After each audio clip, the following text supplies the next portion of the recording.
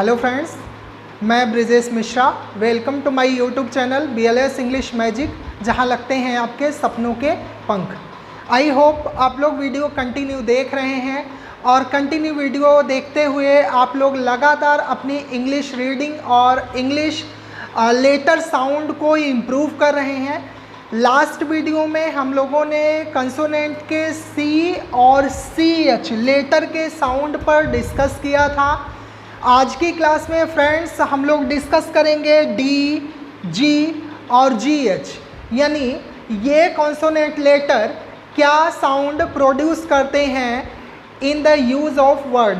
जब यह किसी शब्द में प्रयोग किए जाते हैं तो ये कॉन्सोनेंट लेटर क्या साउंड प्रोड्यूस करते हैं, आज हम लोग इस पर डिस्कस करते हैं। तो आइए स्टार्ट करते हैं। आज हम लोग डिस्कस करने वाले हैं सबसे पहले D पर।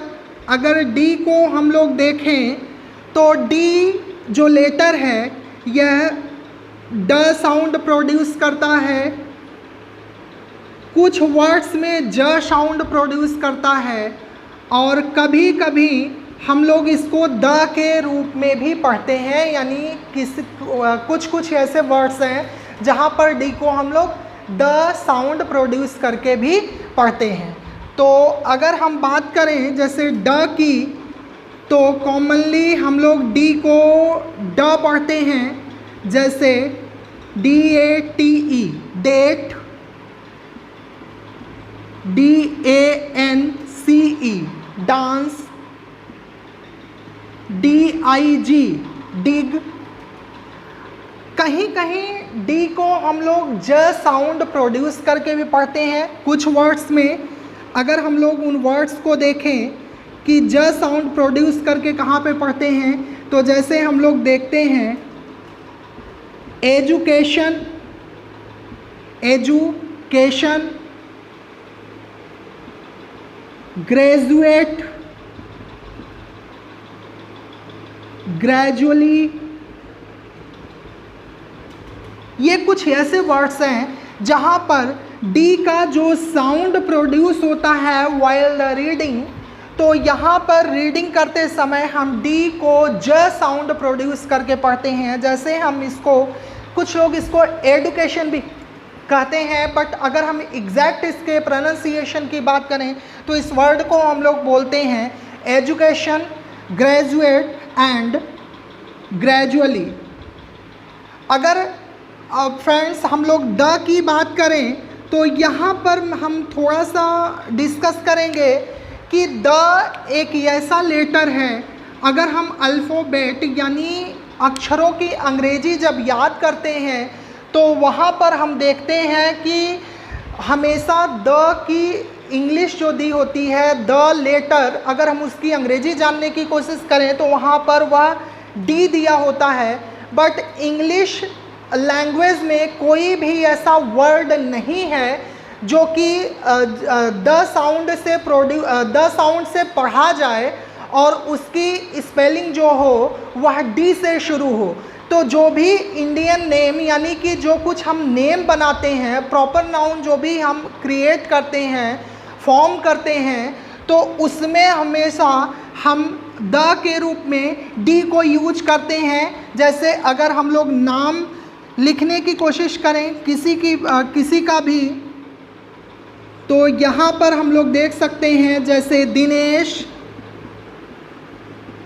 दिवाकर। इस तरह से कोई भी हम जब प्रॉपर नाउन फॉर्म करते हैं, किसी का नाम बनाते हैं, जैसे और भी हम लोग एग्जांपल ले सकते हैं प्लेस का नाम दिल्ली। तो इस तरह से जब भी हम कोई नाम फॉर्म करते हैं, यानी कोई नेम की स्पेलिंग फॉर्म करते हैं, तो वहाँ पर हम द की अंग्रेजी हमेशा D लिखते हैं। और अगर यहाँ पर हम लोगों को ध्यान देने की ज़रूरत है कि कोई भी इंग्लिश का वर्ड है, यानी इंग्लिश लैंग्वेज से फॉर्म हुआ वर्ड है, तो वहाँ पर द की अंग्रेजी हमेशा TH होती है, न कि D होती है। इस पर हमें रीडिंग टाइम पर विशेष ध्यान देना है। तो डी क्या क्या साउंड प्रोड्यूस करता है, एक बार हम लोग रिपीट करेंगे, ड, ज और द, जैसे हम लोगों ने एग्जाम्पल यहाँ पर लिया हुआ है। अब हम लोग चलते हैं जी पर। जी लेटर की अगर हम लोग बात करें तो यहाँ हम लोग देख सकते हैं कि जी लेटर भी कई साउंड प्रोड्यूस करता है। जैसे अगर जी की हम बात करें तो जी लेटर कॉमनली हम इसको ग पढ़ते हैं, लेकिन कहीं कहीं हम लोग इसको ज पढ़ते हैं। तो कॉमनली जब भी ग की बात आती है तो ग तो हम लोग फेमिलियर हैं, परिचित हैं बहुत अच्छी तरह से, ऐसे वर्ड से हम लोग उसे पढ़ लेते हैं। प्रॉब्लम हम लोगों को तब होती है जब हम लोग जी को ज पढ़ें। तो यहाँ पर हम लोग देखते हैं, जैसे अगर ग का एग्जाम्पल हम लोग लें तो ग के फॉर्म में हम लोग देख सकते हैं, जैसे गेट, ग्राइंड, गुड। अब बात आती है ज की कि जी को हम लोग ज कहाँ पर पढ़ते हैं, तो इसके लिए हम लोग एक छोटा सा रूल देख सकते हैं, जो कि माइंड में अगर हम सेट कर लेते हैं तो शायद हमारी रीडिंग स्किल जो है वह मैच्योर होगी और हम क्लियरली पढ़ पाएंगे वर्ड्स को। जैसे जब भी जी के बाद ई, आई या वाई, इन तीनों लेटर में से, जी के बाद इन तीनों लेटर में से कोई भी लेटर आए तो जी को हम लोग ज पढ़ते हैं, न कि ग पढ़ते हैं।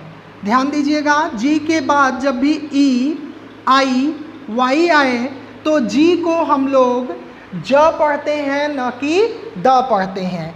जैसे अगर हम लोग यहाँ पर इसके लिए एग्जाम्पल लें तो हम लोग देख सकते हैं, जैसे as,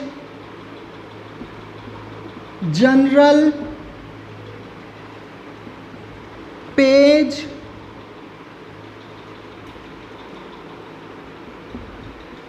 yeast, ginger, gym, gypsy. तो ऐसे कुछ वर्ड्स हैं जहाँ पर कि जी के बाद, यहाँ इन वर्ड्स में आप देख सकते हैं कि जी के बाद जब भी ई लेटर आया या जी के बाद आई लेटर आ रहा है या जी के बाद वाई लेटर आ रहा है तो जी को हमेशा हम लोग ज पढ़ते हैं। लेकिन इसका एक्सेप्शन भी अगर हम लोग देखें तो ई को लेकर एक्सेप्शन भी क्रिएट हो जाता है। जैसे जी ई टी, इसे हम लोग गेट पढ़ते हैं, न कि जेट पढ़ते हैं। अगर हम लोग इसके एक्सेप्शन पर बात करें तो इसका एक एक्सेप्शन भी देख सकते हैं हम लोग। एक्सेप्शन मीन्स अपवाद। अगर हम लोग इसके अपवाद की बात करें तो जैसे जी ई टी, कुछ ऐसे वर्ड्स हैं जो कि अपवाद भी हैं, जैसे जी ई टी यानी गेट। तो यहाँ पर जी के बाद ई लेटर तो आया हुआ है, लेकिन जी को हम लोग क्या बोलते हैं, जी को यहाँ पर हम लोग ग बोलते हैं, न कि हम लोग ज बोलते हैं। तो ऐसे कुछ वर्ड्स हैं जो कि अपवाद हैं। अदरवाइज जी के बाद जब भी ई आता है, जब भी आई आता है या जब भी वाई आता है, जी को हम लोग ज पढ़ते हैं। अब जी एच ऐसा पेयर ऑफ लेटर है जो कि हमेशा हम लोगों को कंफ्यूज करता है जब भी यह वर्ड में अपीयर हो जाता है। तो अभी तो हम लोग इसके साउंड की बात करते हैं। आई होप आपको जी का साउंड समझ आया होगा बेहतर तरीके से। जैसे जी को हम लोग कॉमनली ग पढ़ते हैं, लेकिन जब भी जी के बाद ई, आई या वाई आए, जी को हम लोग ज पढ़ते हैं। अब अगर हम लोग जी एच की बात करें तो जी एच ऐसा पेयर ऑफ लेटर है जो कि जब भी वर्ड में यूज होता है तो यह साइलेंट हो जाता है, यानी इसे पढ़ा नहीं जाता है, यानी इसे पढ़ा नहीं जाता है, जी एच को पढ़ते नहीं हैं। लेकिन कुछ वर्ड्स ही ऐसा है जहाँ पर जब भी जी एच वर्ड के लास्ट में आता है तो यह फ साउंड प्रोड्यूस करता है, यानी जी एच को हम लोग क्या पढ़ते हैं, फ पढ़ते हैं। अदरवाइज जी एच का कोई भी साउंड प्रोड्यूस वर्ड में नहीं होता है। अगर हम वर्ड के कुछ वर्ड के लास्ट में फ देखें तो जैसे हम लोग एग्जांपल ले सकते हैं ROUGH, COUGH, ENOUGH, यानी ऐसे कुछ वर्ड्स हैं जहाँ पर कि जी एच लास्ट में यूज होता है और यह फ का साउंड प्रोड्यूस करता है, यानी जी एच को हम लोग फ पढ़ते हैं। अदरवाइज हम लोग जी एच को हमेशा साइलेंट करते हैं, यानी साइलेंट रखते हैं, जी एच का कोई भी साउंड प्रोड्यूस नहीं करते हैं। हम लोग इस बारे में नेक्स्ट वीडियो सीरीज़ में डिस्कस करेंगे।